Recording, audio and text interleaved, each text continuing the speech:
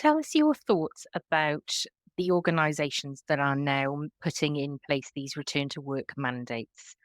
You're right, we have all this technology. We are learning to communicate. You and I have a lot of sea between us, yet we're having a really good conversation. How are we adapting to that? How can we have those conversations with people who say you have to be in the office? We only believe you're working if we can see you in the office. How do we even start to have the conversations with those people who have those very strong beliefs about presenteeism? Yeah. For me, it always comes down to curiosity. So, why do we need to be in the office?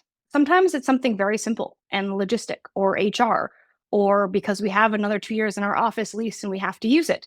And if that's the case, then I say share that information, be transparent, be honest about what it is. And then beyond the curiosity of like, okay, so what's really underneath this? I do think you're very right that for a lot of people, they've only ever seen management that way. They don't have the training or the understanding of how to directly translate or be flexible enough to adapt to remote or entirely hybrid of some, well, either entirely remote or hybrid work options.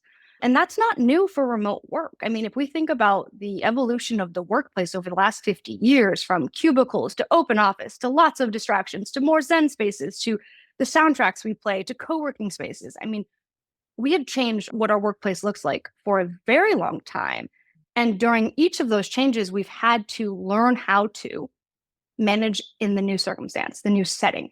But I think it gets back to what I said at the beginning. You might be a very talented IC, but without the proper training, right? Without the proper professional development, you might struggle to manage. And just because you are a very successful manager in person, if you don't have the right training, you're going to struggle managing a fully remote team or a hybrid team.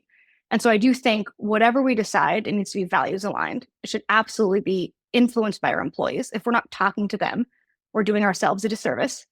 And then ultimately, we need to continue to train and invest in professional development and how to make the best of whatever environment we're choosing.